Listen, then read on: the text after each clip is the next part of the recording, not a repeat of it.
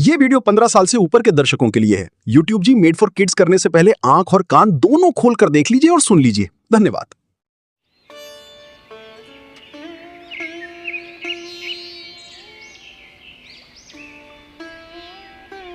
मोहन एक गरीब मजदूर था। भीषण गर्मी शुरू हो चुकी थी और गांव के गरीब परिवार सबसे ज्यादा परेशान थे।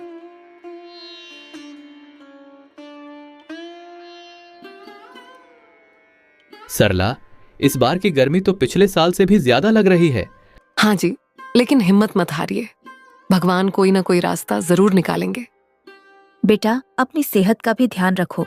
घर का खर्च बाद में भी चल जाएगा।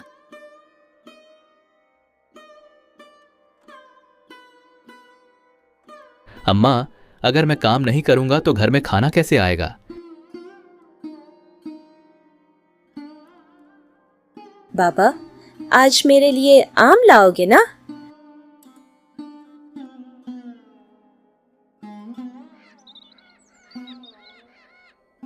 अगले दिन मोहन काम की तलाश में बाजार पहुंचा, लेकिन हर जगह सन्नाटा था। भाई, कोई मजदूरी का काम मिलेगा क्या? नहीं मोहन, गर्मी की वजह से काम बंद पड़ा है।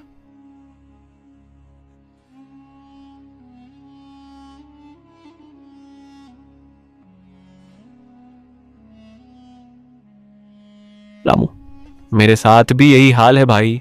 फिर हम गरीब लोग क्या करेंगे? बस भगवान से दुआ करो।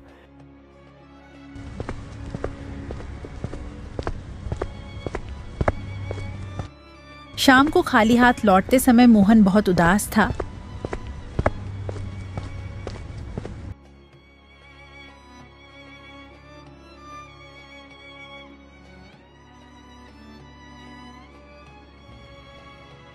क्या हुआ? आज भी काम नहीं मिला? नहीं, पूरा दिन भटकता रहा। चिंता मत करो बेटा। घर में अभी 2 दिन का राशन है। हे भगवान। उसके बाद क्या होगा, यही सोचकर डर लगता है। गर्मी बढ़ती जा रही थी। गांव के लोग दोपहर में घरों से निकलना बंद कर चुके थे। इतनी गर्मी मैंने कभी नहीं देखी। कुएं का पानी भी गर्म हो गया है। ऐसे में मजदूरी करना जान जोखिम में डालना है। लेकिन पेट के लिए तो करना ही पड़ेगा। सही कहा भाई।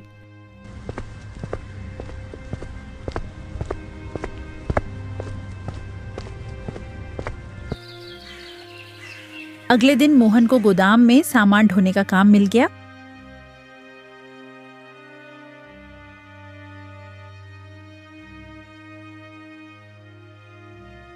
मोहन, जल्दी जल्दी माल उतारो। जी मालिक, पूरी कोशिश करूंगा। धूप बहुत तेज है भाई। काम खत्म कर लें, फिर आराम करेंगे। समय बर्बाद मत करो। कई घंटे काम करने के बाद मोहन की हालत बिगड़ने लगी। मुझे चक्कर सा आ रहा है। बैठ जाओ भाई। नहीं, थोड़ा काम बाकी है। जिद मत करो। अचानक मोहन बेहोश होकर जमीन पर गिर पड़ा। अरे कोई पानी लाओ। जल्दी करो, मोहन भाई की हालत खराब है। मोहन, आंखें खोलो। इनके चेहरे पर पानी डालो। भगवान इनकी रक्षा करना।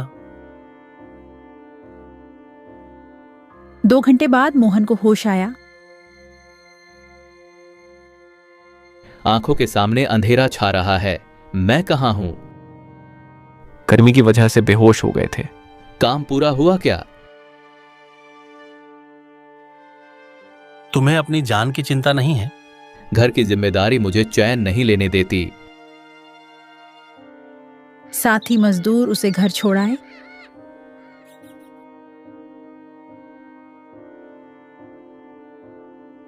इन्हें क्या हो गया? गर्मी की वजह से बेहोश हो गए थे। बेटा, अब आराम करो। आराम करने से घर नहीं चलता अम्मा। पहले आप ठीक हो जाइए। अगले दिन मोहन अस्पताल पहुंचा। शरीर में पानी की भारी कमी है। क्या मैं कल से काम पर जा सकता हूं? बिल्कुल नहीं। इन्हें कितने दिन आराम करना होगा? कम से कम 1 सप्ताह। डॉक्टर की बात सुनकर मोहन चिंतित हो गया। एक हफ्ता बिना काम के कैसे रहूंगा? हम संभाल लेंगे। भरोसा है लेकिन डर भी है। डर से कुछ नहीं होगा। उसी शाम मोहन मंदिर चला गया। हे भगवान, मेरे परिवार की रक्षा करना। बेटा, सच्चे मन से प्रार्थना करो। मैं बहुत परेशान हूं। कठिन समय हमेशा नहीं रहता।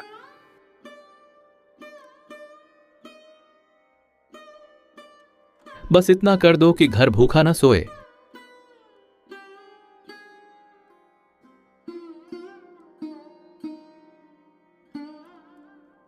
मंदिर की सीढ़ियों पर बैठे बैठे मोहन ने एक सेठ का पर्स गिरते देखा। अरे, यह पर्स तो अभी उस सेठ जी का गिरा है। बेटा, उन्हें लौटा देना। यही करूंगा। ईमानदारी सबसे बड़ी दौलत है। बिल्कुल। मोहन पर्स लेकर वहीं इंतजार करने लगा। पता नहीं सेठ जी कब लौटेंगे। धैर्य रखो। इसमें काफी पैसे लग रहे हैं। लालच मत करना। कभी नहीं।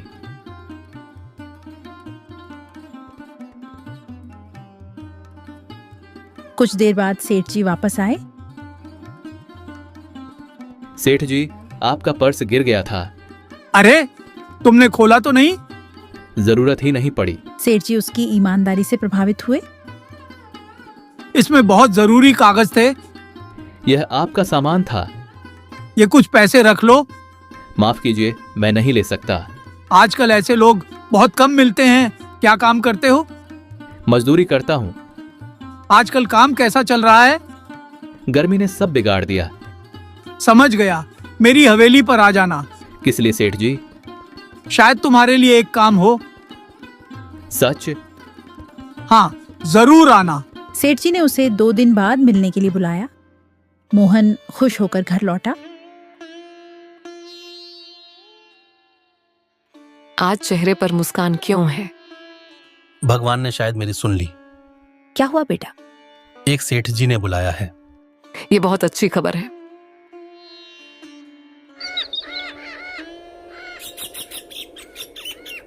दो दिन बाद मोहन हवेली पहुंचा। आ गए मोहन? जी सेठ जी। मुझे ईमानदार आदमी चाहिए। मैं पूरी मेहनत करूंगा। यही उम्मीद है। सेठ जी ने उसे गोदाम का हिसाब रखने का काम दिया। क्या मुझे धूप में नहीं जाना पड़ेगा? नहीं, बैठकर काम करना होगा। यह तो बहुत अच्छा है। मैं तैयार हूं। मोहन ने नई नौकरी शुरू कर दी। कुछ ही दिनों में मोहन सबका भरोसेमंद बन गया। मोहन बहुत अच्छा काम करता है। मुझे पहले ही पता था। आप सबका धन्यवाद। मेहनत जारी रखो। जरूर।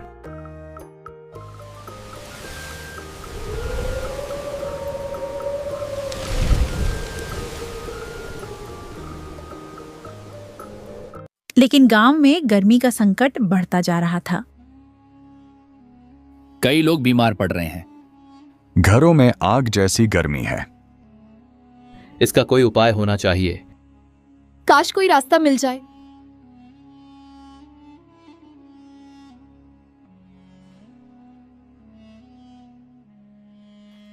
एक दिन मोहन नदी किनारे गया। नदी किनारे की ठंडी मिट्टी को देखकर मोहन के मन में एक नया विचार आया। यहां तो काफी ठंडक है। नदी के पास गर्मी कम लगती है। यह मिट्टी भी ठंडी है। हाँ, बिल्कुल। मुझे एक विचार आया है। यह मिट्टी कितनी ठंडी है। अगर इससे कोई घर बनाया जाए तो अंदर गर्मी कम लग सकती है। तुम्हारी बात में दम तो है, लेकिन ऐसा घर बनाना आसान नहीं होगा। लोग तुम्हारा मजाक उड़ाएंगे। मुश्किल जरूर है, लेकिन कोशिश करने में क्या बुराई है। अगर कोशिश सफल हो गई तो गांव वालों की जिंदगी बदल सकती है। शाम को मोहन घर पहुंचा और अपने परिवार को अपनी योजना बताई। मिट्टी का मटके जैसा घर, ये कैसा विचार है? सोचो, मटके का पानी हमेशा ठंडा रहता है। अगर उसी तरह का घर बने तो। भगवान मदद करेंगे। बेटा, मैंने भी सुना है कि मिट्टी गर्मी को कम करती है। बाबा, क्या हमारा घर भी ठंडा हो जाएगा? हाँ बेटा, अगर सब ठीक रहा तो बिल्कुल ठंडा हो जाएगा। अगले दिन छुट्टी के बाद मोहन नदी से मिट्टी लाने लगा। अरे भाई, ये क्या कर रहे हो? एक नया घर बनाने की तैयारी कर रहा हूं। तुम्हारा पुराना घर तो ठीक है, लेकिन उसमें गर्मी बहुत लगती है। अच्छा, तो यह गर्मी से लड़ने की तैयारी है? कई दिनों तक मोहन मिट्टी इकट्ठी करता रहा और उसे तैयार करता रहा।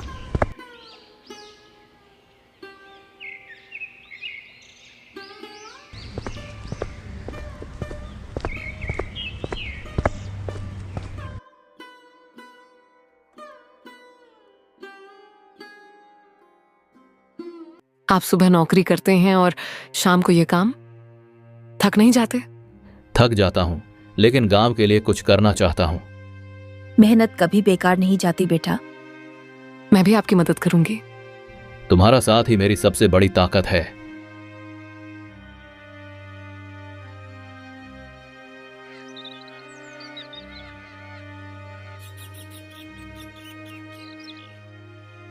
आखिरकार मोहन ने अपने घर के पास मटके के आकार का ढांचा बनाना शुरू कर दिया। ये क्या बना रहा है? लगता है गर्मी ने इसका दिमाग खराब कर दिया है। हंस लो भाई, लेकिन काम पूरा होने दो। पहली बार हर चीज अजीब ही लगती है। कई दिनों की मेहनत के बाद ढांचा तैयार हो गया। सच कहूं तो ये देखने में बहुत सुंदर लग रहा है। अभी असली परीक्षा बाकी है। भगवान करे यह सफल हो जाए। बाबा, मैं सबसे पहले अंदर सोऊंगा। जरूर बेटा। उस रात पूरा परिवार नए मटका घर में सोया। अरे, यहाँ तो बाहर से काफी कम गर्मी लग रही है। सच में, मुझे तो बहुत राहत मिल रही है। मुझे भी अंदर की हवा ठंडी लग रही है। बाबा, आज पसीना भी नहीं आ रहा। शायद हमारा प्रयोग सफल हो रहा है।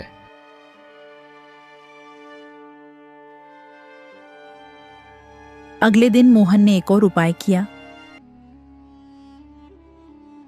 ये गीला कपड़ा छत पर क्यों डाल रहे हैं? मटके को भी गीले कपड़े से ढका जाता है ना, इससे मिट्टी और ठंडी रहेगी। सही कहा। अब तो घर और ठंडा हो जाएगा। दोपहर की भीषण गर्मी में भी घर के अंदर ठंडक बनी रही।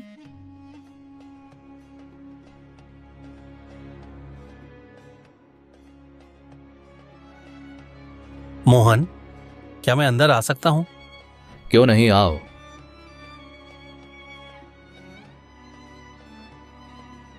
अरे वाह, यहां तो बाहर जैसी गर्मी बिल्कुल नहीं है। यही तो मैं साबित करना चाहता था। ये तो कमाल हो गया भाई। कुछ ही दिनों में मोहन के मटका घर की चर्चा पूरे गांव में फैल गई।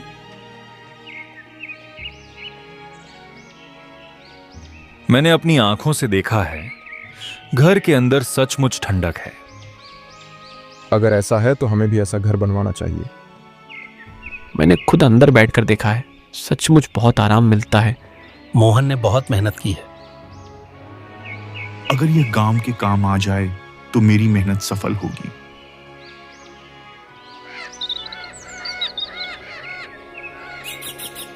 कुछ ही दिनों में मोहन के मटका घर को लोग दूर दूर से देखने आने लगे।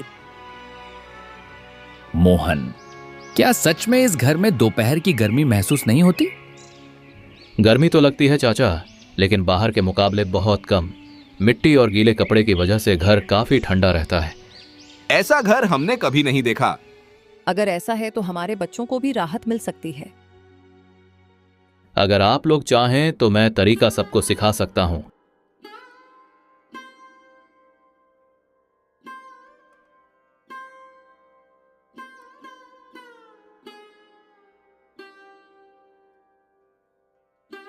मेरी पत्नी को तेज चक्कर आ रहे हैं। मेरा बेटा सुबह से बुखार और कमजोरी से परेशान है। गर्मी इस बार बहुत नुकसान करेगी। सभी लोगों को ज्यादा से ज्यादा पानी पीना चाहिए। लेकिन केवल पानी से काम नहीं चल रहा। उसी सप्ताह गर्मी का प्रकोप और बढ़ गया। कई लोग बीमार पड़ने लगे। गांव के वैद्य के घर मरीजों की भीड़ लग गई। गर्मी की वजह से लोगों के शरीर में पानी की कमी हो रही है। वैद्य जी, कोई उपाय बताइए। धूप से बचो और ठंडी जगह पर आराम करो। लेकिन हमारे घर तो भट्टी जैसे तप रहे हैं। यही सबसे बड़ी समस्या है। मोहन ने गांव वालों की परेशानी देखी तो उसे चिंता होने लगी।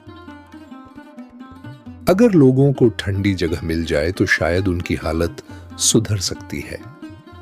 क्यों ना कुछ बीमार लोगों को हमारे मटका घर में रखा जाए। हाँ, हमें दूसरों की मदद करनी चाहिए। आखिर इंसानियत सबसे बड़ी चीज होती है। उसी दिन 2 बीमार लोगों को मोहन के घर लाया गया।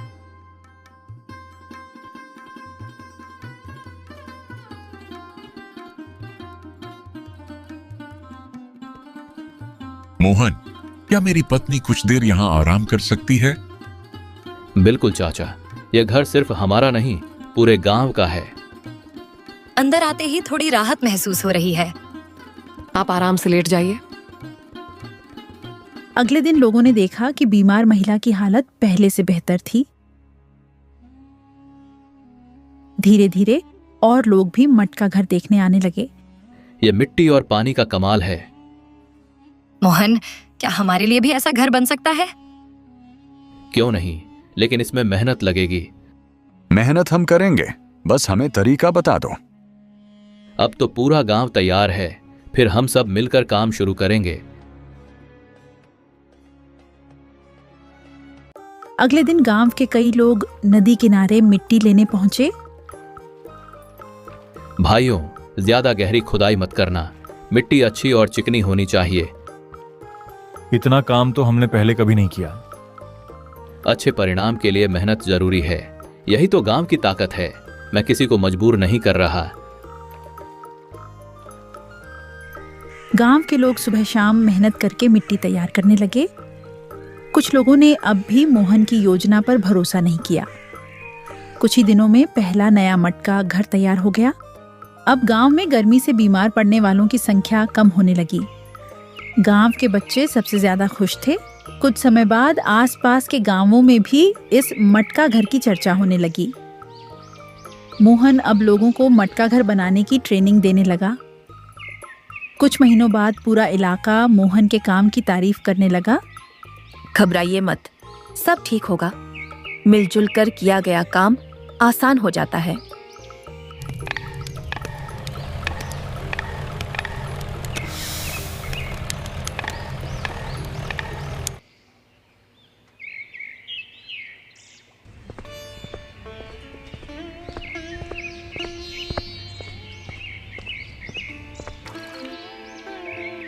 बहुत पुराने समय की बात है। एक छोटे से गांव में गुड़िया नाम की 11 साल की लड़की अपनी माँ के साथ रहती थी। 3 दिनों तक गांव को यह एहसास ही नहीं हुआ कि कुएं पर उसकी माँ क्यों नहीं दिखी, और वह घर जो कभी आवाज़ों से भरा रहता था अचानक इतना खामोश क्यों हो गया। गुड़िया ने इन 3 दिनों में किसी से कुछ नहीं कहा। माँ, आज इतनी देर हो गई, आप सोकर क्यों नहीं उठी?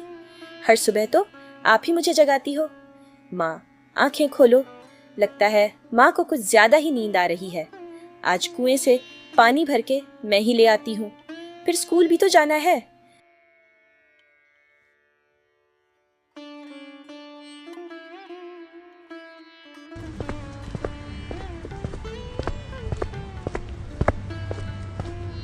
पहली सुबह इतना सोचकर गुड़िया एक बाल्टी लेकर कुएं के पास चली गई।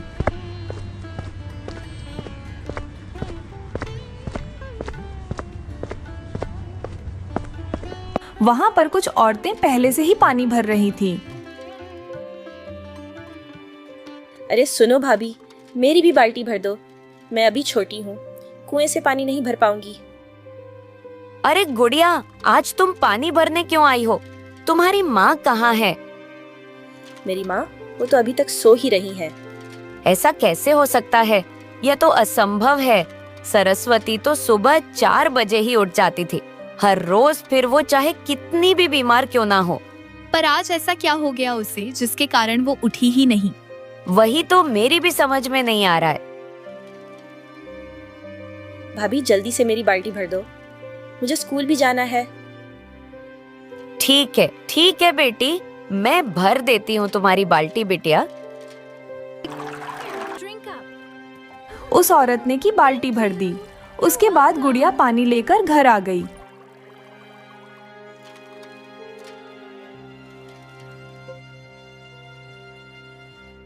माँ, आप तो अभी तक सो रही हो, बहुत आलसी हो गई हो आप। चलिए कोई बात नहीं, मैं अकेले ही तैयार हो जाऊंगी आज। गुड़िया अपने कमरे में गई और तैयार हो गई। लगता है माँ अभी उठेंगी नहीं। मैं स्कूल चली जाती हूँ, जब तक वापस आऊंगी तब तक तो उठ ही जाएंगी।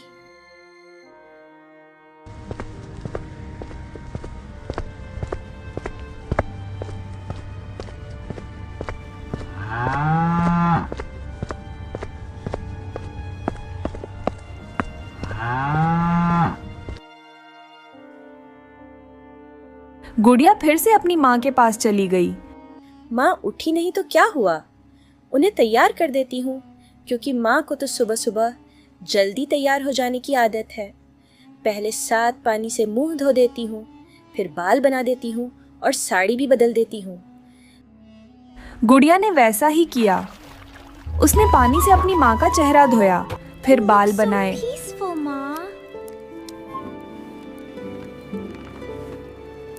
फिर उनकी साड़ी भी बदल दी, लेकिन उसकी माँ टस से मस नहीं हुई। पता नहीं माँ को क्या हो गया है, आज इतनी गहरी नींद में सो रही है कि सांस भी नहीं ले रही। कोई बात नहीं माँ।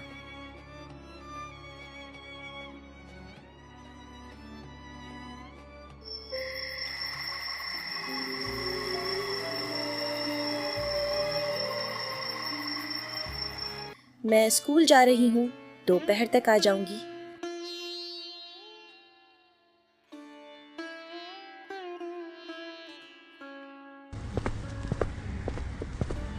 इतना बोलकर गुड़िया ने अपना बैग उठाया, घर से बाहर गई, बाहर से ताला लगा दिया और स्कूल चली गई।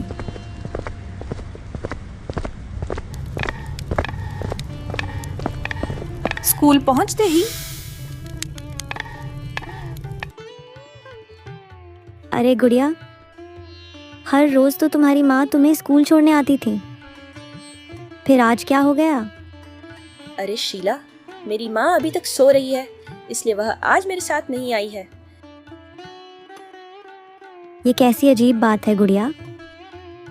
हम सब स्कूल आ गए हैं, सूरज सर पर चढ़ गया है और तुम्हारी माँ अभी तक सो रही है। अरे सो रही है तो सोने दो, तुम लोगों को क्या लेना देना। चलो क्लासरूम में चलते हैं। वहीं दूसरी तरफ कुछ गांव वाले जब दोपहर के वक्त गुड़िया के घर के बाहर से निकले तो देखा उसके घर पर ताला लगा था। अरे काका, ये सरस्वती चाची कहाँ चली गई आज? वह तो हम सबको अपना परिवार मानती है और कहीं भी जाती हैं तो हमें बता कर जाती हैं। लगता है बेचारी सुबह जल्दी उठकर चली गई होंगी, इसीलिए बताने का मौका नहीं मिला होगा। इतने में वहां पर गांव की वही औरतें आ गई जो गुड़िया को थोड़ी देर पहले कुएं पर मिली थी। अरे नहीं काका, सुबह 7 बजे तो चांदनी कुएं पर पानी भरने आई थी। फिर तो सरस्वती को बताकर जाना चाहिए था। कोई बात नहीं काका, लगता है किसी रिश्तेदार के घर गई होंगी। चलो हम लोग भी अपने अपने काम पर चलते हैं। इतना बोलकर गांव वाले वहां से चले गए। इधर छुट्टी के बाद दोपहर को गुड़िया वापस आई। ताला खोला तो देखा फिर से उसकी माँ सो ही रही थी। माँ तो अभी तक इतनी गहरी नींद में सो रही है कि अभी तक सांस नहीं ले रही। कोई बात नहीं, मैं ही खाना बना लेती हूँ आज। फिर गुड़िया ने कपड़े बदले, चूल्हा जलाया और खाना बनाने लगी। पहली बार मैं खाना बना रही हूँ, कितनी तकलीफ होती होगी माँ को खाना बनाने में, मुझे आज पता चल रहा है। खाना बनाकर गुड़िया अपनी माँ के पास ले आई। फिर वो पहला निवाला अपनी माँ को खिलाने लगी।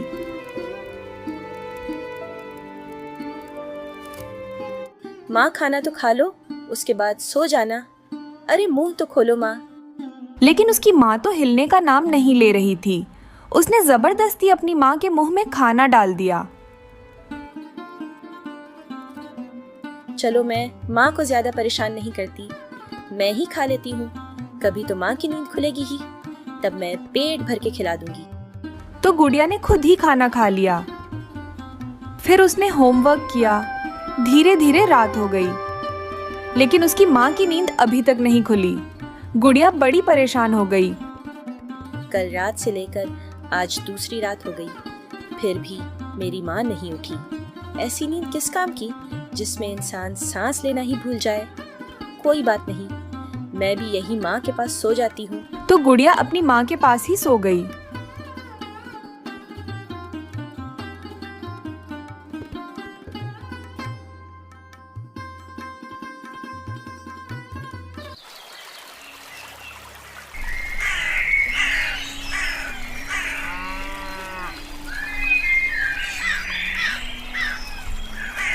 अगली सुबह फिर से उसकी माँ नहीं उठी, लेकिन फिर भी गुड़िया स्कूल जाने के लिए फिर से तैयार हो गई। आज दूसरी सुबह है, जल्दी से उठ जाओ ना, मुझे बड़ी घबराहट हो रही है। गुड़िया के इतना बोलने पर भी उसकी माँ ने कोई जवाब नहीं दिया। कोई बात नहीं माँ, आपका जब तक मन करे तब तक सोती रहो, मैं जा रही हूँ स्कूल। एक बार फिर से गुड़िया घर में ताला लगाकर स्कूल के लिए निकल गई।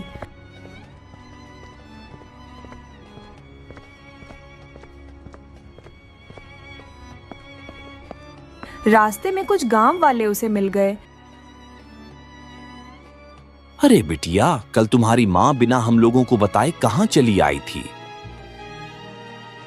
कहीं नहीं काका, माँ तो घर में ही थी, मैं ही ताला लगाकर चली गई थी। दरअसल वो सो रही थी तो मैं उन्हें परेशान नहीं करना चाहती थी। अभी भी वह सो ही रही हैं। बेटी, क्या उनकी तबीयत खराब है? हाँ, पिछले कुछ दिनों से उनकी तबीयत खराब थी। मैंने कल रात उन्हें दवाई खिलाई और वह सो गई। तब से वो उठ ही नहीं रही। कल भी मैंने उनके बाल ठीक किए थे, कपड़े बदल दिए थे, आज भी वही किया, पर वह उठी ही नहीं रही। ये कैसे हो सकता है बेटी? तुम स्कूल जाओ, मैं और मोहन जाकर तुम्हारी माँ के हालचाल ले लेते हैं। नहीं नहीं, आप लोग मेरी माँ को परेशान करने मत जाना, उन्हें सोने दो।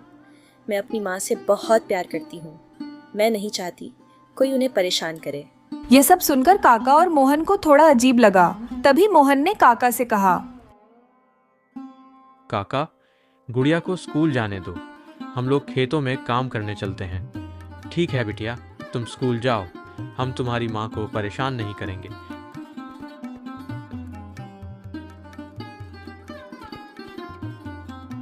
गुड़िया खुशी खुशी स्कूल के लिए चली गई।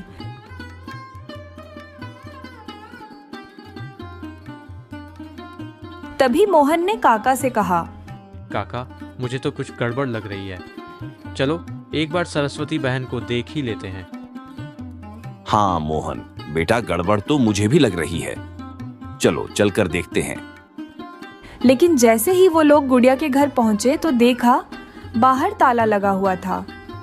काका, एल गुड़िया तो फिर से ताला लगाकर चली गई और बाहर से अंदर का कुछ दिखाई भी नहीं दे रहा।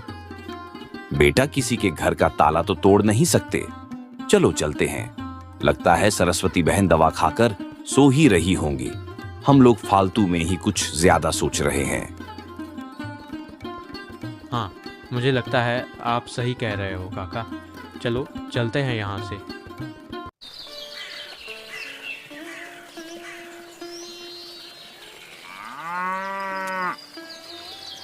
तो इस तरह तीसरे दिन भी गुड़िया ने यही किया। उसकी माँ की आंख ही नहीं खुली। लेकिन चौथी रात चांदनी के घर से बदबू आने लगी।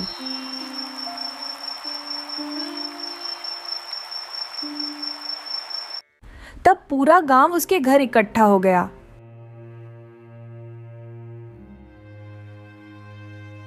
तो देखा उसकी माँ इस दुनिया से जा चुकी थी।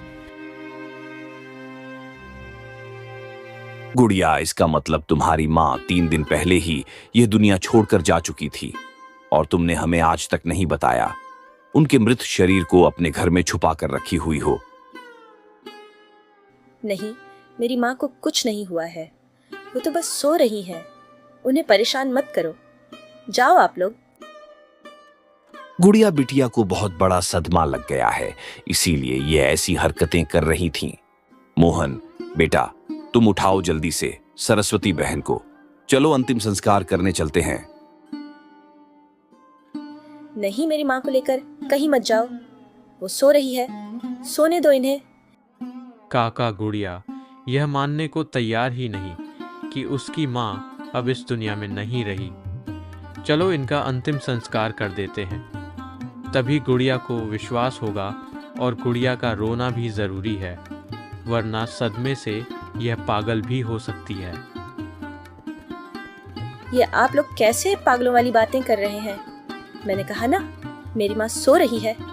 मेरी माँ मुझे छोड़कर नहीं जा सकती काका। मोहन, बेटा तुम उठाओ जल्दी से सरस्वती बहन को, चलो अंतिम संस्कार करने चलते हैं।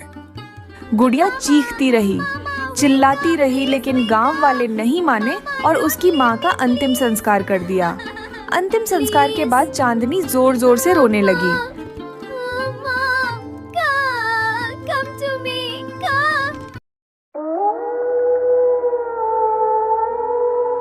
इसका मतलब मैं अनाथ हो गई।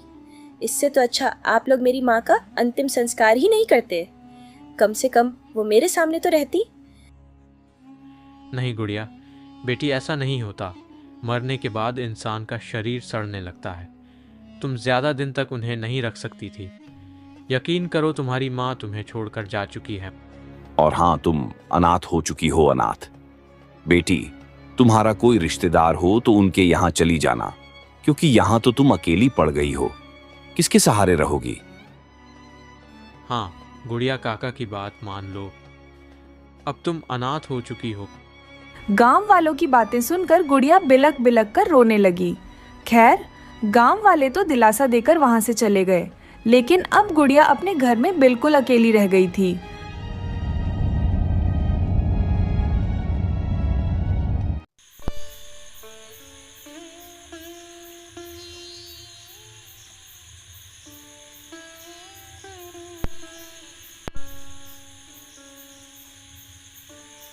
ये घर मुझे काटने को दौड़ रहा है। मैं अनाथ हो चुकी हूँ। ऐसा करती हूँ, मामी के घर चली जाती हूँ, बाकी की जिंदगी उन्हीं के साथ बिताऊंगी।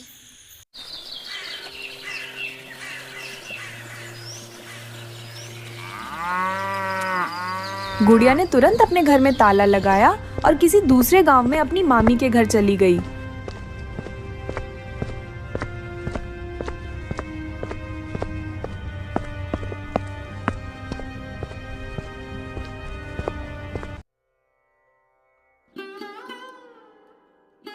मामी, मेरी माँ इस दुनिया में नहीं रही। मुझे अपने घर में रख लीजिए। मैं अनाथ हो चुकी हूँ। अरे अनाथ हो चुकी हो तो मैं क्या करूं? इस दुनिया में बहुत सारे अनाथ बच्चे हैं। मेरे खुद के भी 3 बच्चे हैं। तुम्हें मैं कैसे पाल सकती हूँ? तुम्हारी माँ तो कुछ जमीन जायदाद भी छोड़कर नहीं गई कि हमें तुम्हें पालने का कोई फायदा मिल सके। चलो निकलो यहाँ से, मैं तुम्हें यहाँ नहीं रख सकती।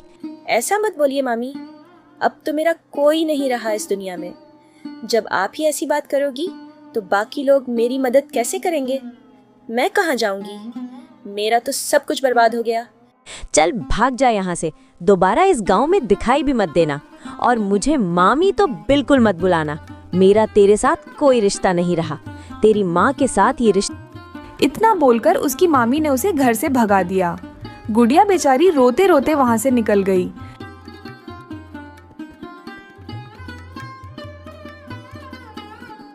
अब मैं किससे मदद मांगू? ऐसा करती हूँ, थोड़ी दूर पर मेरे चाचा रहते हैं, वहीं चली जाती हूँ। वो मेरी मदद जरूर करेंगे। यही सब सोचते सोचते गुड़िया अपने किसी चाचा के घर चली गई और उनसे भी मदद मांगने लगी। लेकिन चाचा तो उसकी मामी से भी 4 कदम आगे निकले। चाचा, आप मेरे पिताजी के छोटे भाई हो, भूल गए क्या? मैं अनाथ हो चुकी हूँ। मेरे माँ बाप इस दुनिया से जा चुके हैं। अब आप ही मेरा सहारा हो। देखो, मैं तुम्हें बिल्कुल नहीं जानता। तुम थोड़ी देर रुको, मैं तुम्हें पागल खाने छोड़कर आता हूँ। नहीं चाचा, मैं पागल नहीं हूँ। लगता है आपका दिमाग खराब हो गया है, जो आप मुझे पहचान ही नहीं रहे हो। क्या मेरा दिमाग खराब हो गया है? तुझे मैं अभी धक्के मारकर इस गांव से बेदखल करता हूं, तब तेरी अक्ल ठिकाने आएगी। पता नहीं कहां से चली आई पागल लड़की। तो इस तरह उसके चाचा ने भी उसे वहां से भगा दिया। अब धीरे धीरे रात हो गई, इसलिए गुड़िया अपने गांव वापस आ गई, लेकिन अभी तक वो अपने घर नहीं पहुंची।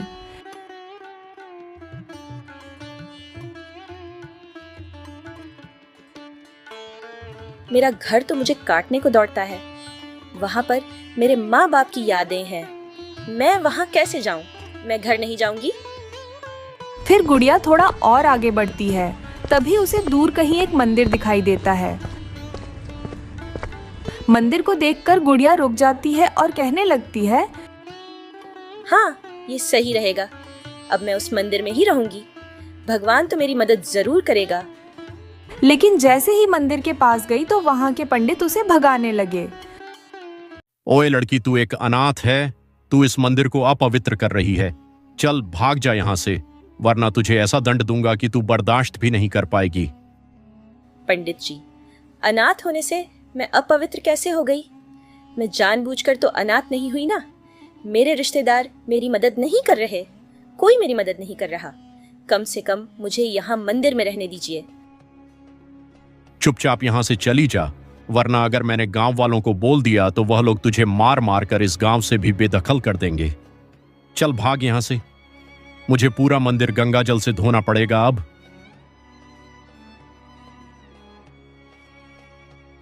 तो इस तरह पंडित जी ने भी गुड़िया को वहां से भगा दिया। अब मेरे पास कोई रास्ता नहीं बचा। मुझे अपने ही घर जाना पड़ेगा, जहां मेरे माँ बाप की यादें हैं। यही सब सोचते सोचते चांदनी अपनी टूटी फूटी झोपड़ी में पहुंच गई।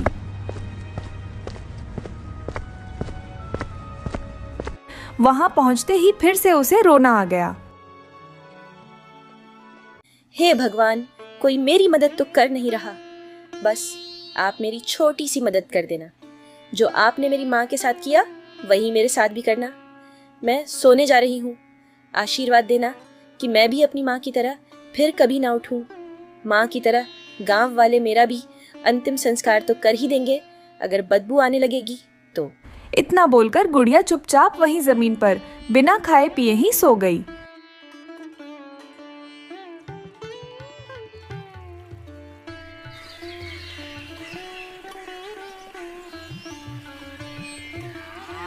लेकिन सुबह उसकी जल्द ही आंख खुल गई।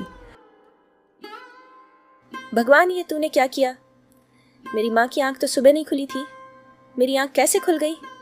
क्या अब आप भी मेरी मदद नहीं करोगे? मुझे नहीं रहना अनाथ बनकर इस दुनिया में।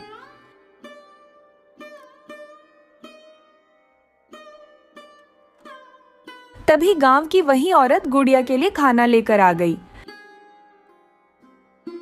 बिटिया, कल तुम कहाँ थी दिन भर? मैंने तुमको कितना ढूंढा, पर तुम कहीं मिली ही नहीं। भाभी, मैं अपने रिश्तेदारों से मदद मांगने गई थी, पर किसी ने मेरी मदद नहीं की। किसी ने मुझे अपने साथ नहीं रखा। यहाँ तक कि मंदिर के पुजारी ने भी मुझे मंदिर में नहीं रहने दिया, क्योंकि यह घर मुझे काटने को दौड़ रहा था। इसलिए मैं कल देर रात वापस इस घर में आ गई। गुड़िया, तुम यहाँ की परंपराओं को तो जानती ही हो। लोग यहाँ अनाथ को अछूत मानते हैं, अपवित्र मानते हैं। कोई भी किसी अनाथ को रखना नहीं चाहेगा। लोगों के पास वैसे ही इतनी समस्याएं हैं, किसी दूसरे की जिम्मेदारी भला कोई क्यों संभालेगा? यह लो, तुम खाना खा लो। कल से तुमने कुछ खाया भी नहीं है। नहीं भाभी, मुझे बिल्कुल भूख नहीं लगी है। ऐसे भूखे रहने से क्या हो जाएगा बेटी? तुम्हारी माँ की आत्मा को शांति तभी मिलेगी जब तुम जिंदगी जियोगी और उनके सपने पूरे करोगी। तुम्हारी माँ का सपना था ना कि तुम पढ़ लिख कर खूब नाम रोशन करो। तो क्या तुम एक अच्छी बेटी होने का फर्ज नहीं निभाओगी? क्या तुम अपने माँ बाप का सपना नहीं पूरा करोगी? उस औरत की बातें सुनकर गुड़िया की थोड़ी हिम्मत बढ़ी। भाभी, आपकी बातों ने मुझे हौसला दिया है। आपने बिल्कुल सही कहा। मेरे माँ बाप चाहते थे कि मैं पढ़ लिख कर खूब नाम रोशन करूं, और मैं ये जरूर करूंगी। तो उसके लिए तुम्हें पढ़ना लिखना पड़ेगा। पढ़ने लिखने के लिए तुम्हारा स्वस्थ रहना भी जरूरी है, और स्वस्थ रहने के लिए तुम्हें खाना खाना बहुत जरूरी है। तो अब खाना खा लो, मैं तुम्हें अपने हाथों से खाना खिलाती हूँ। वो औरत गुड़िया को खाना खिलाने जा ही रही थी कि तभी गांव वाले वहां पर आ गए। सब के सब बहुत गुस्से में थे उस औरत की यह हरकत देखकर। कविता, ये तुम क्या कर रही हो? तुम इस गांव की परंपरा भूल गई क्या? अनाथों के आसपास भी नहीं भटकना चाहिए, वरना पूरा गांव इससे दूषित हो जाएगा।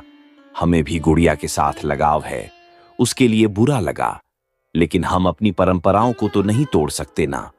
इतना बोलकर मोहन ने खाने की थाली उठाई और घर के बाहर फेंक दी। यह आप लोग क्या कर रहे हैं? आज के जमाने में भी आप लोग ऐसे फालतू की परंपराओं का पालन करते हैं। किसी अनाथ को खाना खिलाना तो पुण्य का काम होता है। तुम पहले गंगा नदी में जाकर नहा कर आओ, क्योंकि तुमने एक अनाथ को छुआ है। उसके बाद ही इस गांव में कदम रखना। हम लोग भी गंगा नदी में डुबकी लगाने जा रहे हैं, क्योंकि हमने एक अनाथ के घर में कदम रखा है। चलो गांव वालों, अगर यह औरत दोबारा इस अनाथ के आसपास भी दिखाई दे तो इसे जूतों की माला पहनाकर इस गांव से बेदखल कर देना। इतना बोलकर गांव वाले वहां से चले गए। तभी गुड़िया उसी औरत से बोली, भाभी, आप यहाँ से चली जाओ और कभी मेरे पास मत आना, वरना मेरी वजह से आपको यह गांव वाले बेइज्जत करेंगे। एक अनाथ की किस्मत तो ऐसी ही होती है, जो मेरी किस्मत में लिखा होगा वो तो हो ही जाएगा। चाहे कुछ भी हो जाए गुड़िया, तुम अपने माँ बाप का सपना जरूर पूरा करना। मेरी इतनी सी बात मान लेना। अभी मैं जाती हूँ, वरना अगर गांव वालों ने मुझे बेदखल कर दिया तो मेरे साथ साथ मेरे परिवार वालों को भी इस बात से कष्ट होने लगेगा। मैं नहीं चाहती मेरी वजह से मेरे परिवार को कष्ट हो, इसलिए अब मैं तुम्हारी कोई मदद नहीं कर सकती। मुझे माफ कर देना। हाँ, मैं समझ सकती हूँ भाभी। अभी आप यहाँ से चली जाइए, वरना दोबारा गांव वाले आ जाएंगे। फिर वो औरत वहां से चली गई। अब मेरी मदद कोई नहीं करेगा, भगवान भी नहीं। अगर भगवान को मेरी मदद करनी होती तो कब की कर चुके होते। सिर्फ भाभी ने मेरी मदद की। अब मैं पढ़ूंगी, लिखूंगी और अपनी किस्मत खुद लिखूंगी। अब उस घर में केवल अकेली रह गई थी। गुड़िया ने चूल्हा जलाया, अपने लिए खाना बनाया और अकेले ही बैठकर खाने लगी। लेकिन खाना खाते वक्त उसकी आंखों से आंसू छलक रहे थे। हर रोज आप मेरे लिए स्कूल जाते वक्त खाना बनाती थी और अपने हाथों से मुझे खिलाती भी थी। आज पहला ऐसा दिन है कि आप मेरे साथ नहीं हैं, लेकिन चिंता मत कीजिए, मैं आपके सपने जरूर पूरे करूंगी। खाना पीना खाकर गुड़िया स्कूल जाने के लिए तैयार हुई। घर में ताला लगाया और स्कूल की ओर चल दी।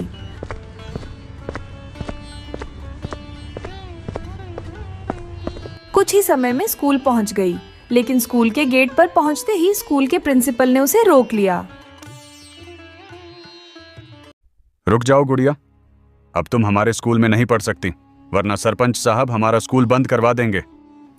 लेकिन क्यों मास्टर जी, ये स्कूल तो सरकारी है, यहाँ तो कोई फीस भी नहीं लगती। बात फीस की नहीं है, तुम अनाथ हो चुकी हो। इस गांव की परंपरा तो तुम जानती ही हो। लोग अनाथ बच्चों से दूर भागते हैं। उनका मानना है कि अनाथ लोग अपशगुनी होते हैं।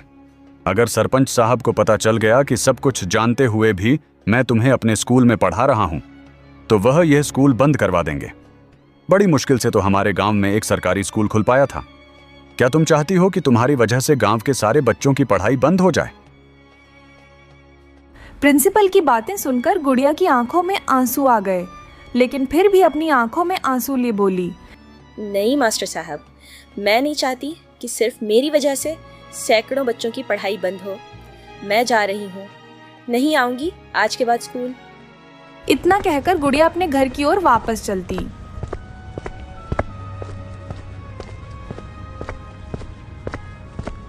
माफ करना माँ, मैं आपका कोई सपना पूरा नहीं कर पाऊंगी। अब आपकी अनाथ बेटी की किस्मत आपके जाते ही बर्बाद हो चुकी है।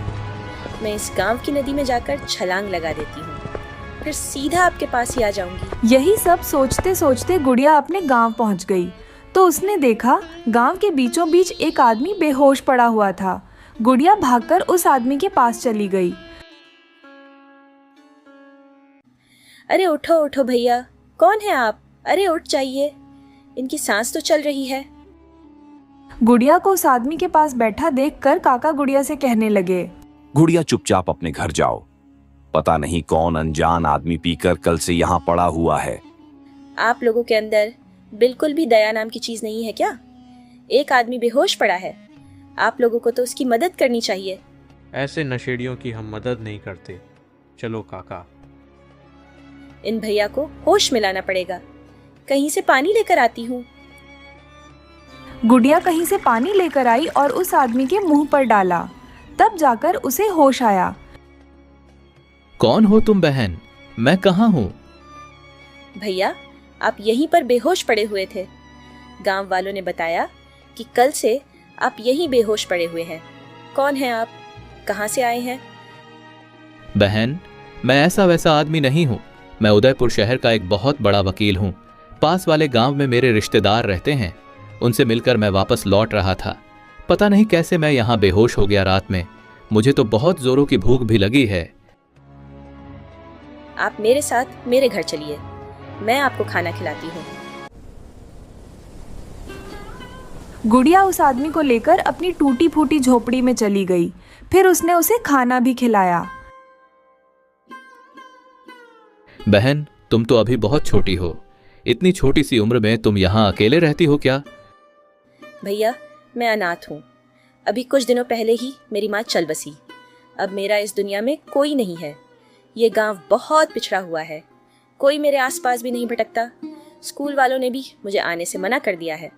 मैं तो मरने जा रही थी, पर रास्ते में आप मिल गए। आज भी यहाँ पर इस तरह की बेकार मानसिकता के लोग रहते हैं।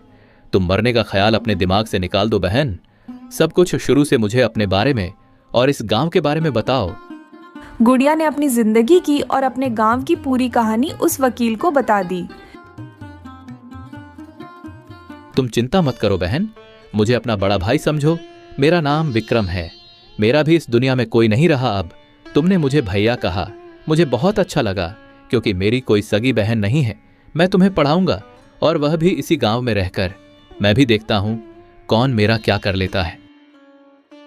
भैया, आप मेरे लिए इतना बड़ा जोखिम मत लीजिए। गांव वालों को आप जानते नहीं हैं। यह लोग जूते की माला पहनाकर मार मार कर इस गांव से निकाल देंगे आपको। ऐसे कैसे कर देंगे? तुम्हारे गांव वाले अभी मुझे नहीं जानते, और मैं सिर्फ तुम्हारी मदद नहीं कर रहा हूं, बल्कि इस गांव के और आसपास के जितने गांव हैं उन सब की मदद कर रहा हूं। तुम्हारे जरिए लोगों के अंदर से एक घटिया मानसिकता निकल जाएगी। क्या तुम यह नहीं चाहती? भैया, मेरा तो मकसद ही था कि मैं बड़ी होकर इस गांव की मानसिकता पूरी तरह से बदल डालूं। लेकिन फिर भी मुझे डर लग रहा है। गांव वाले बहुत खतरनाक हैं। जब भी आपसे बात करेंगे आपको लगेगा ये गांव वाले बहुत अच्छे हैं, पर वैसे है नहीं। तुम अब सारी चिंता छोड़ दो। मैं थोड़ा बाहर जाता हूँ, शाम तक आ जाऊंगा। कल सुबह तुम मेरे साथ स्कूल चलना। देखता हूँ कौन रोकता है। लेकिन गुड़िया के घर से निकलते हुए गांव वालों ने उसे देख लिया, इसलिए उसे रास्ते में ही रोक लिया उन लोगों ने। देखो शहरी बाबू, जिस लड़की के घर से तुम आए हो वो एक अनाथ है। अब दोबारा उससे कभी मत मिलना, वरना गांव वाले तुम्हें मार मार कर यहाँ से भगा देंगे। विक्रम ने मुस्कुराकर उनकी बात का जवाब दिया। काका, अब वो अनाथ नहीं है, वो मेरी मुंह बोली बहन बन चुकी है। आप सबकी जानकारी के लिए बता दूं कि अब मैं उसी के साथ इसी गांव में रहूंगा। देखता हूं कौन मेरा क्या कर लेता है। इतना बोलकर विक्रम वहां से चला गया। गांव वाले उसकी बात सुनकर दंग रह गए। काका, यह आदमी तो बहुत अकड़ रहा था। लगता है सरपंच साहब से इसकी शिकायत करनी ही पड़ेगी। सही कह रहे हो मोहन, चलो चलते हैं। इतना बोलकर वो लोग वहां से चले गए। वहीं दूसरी तरफ अपने घर में गुड़िया बहुत खुश थी। मुझे पता है जब किसी ने मेरी मदद नहीं की तब आपने ही मेरी मदद की होगी। विक्रम भैया को मेरी मदद करने के लिए आपने ही भेजा है, मुझे अच्छी तरह से पता है। खैर शाम को विक्रम घर वापस आ गया। गुड़िया ने खाना बनाया और दोनों एक साथ बैठकर खाने लगे। बहन, तुम आज के बाद अपने आप को अनाथ मत समझना। कल तैयार हो जाना, मैं तुम्हें स्कूल छोड़ने चलूंगा। ठीक है भैया, अब आप आ गए हैं तो मेरे अंदर से सारा डर खत्म हो गया है।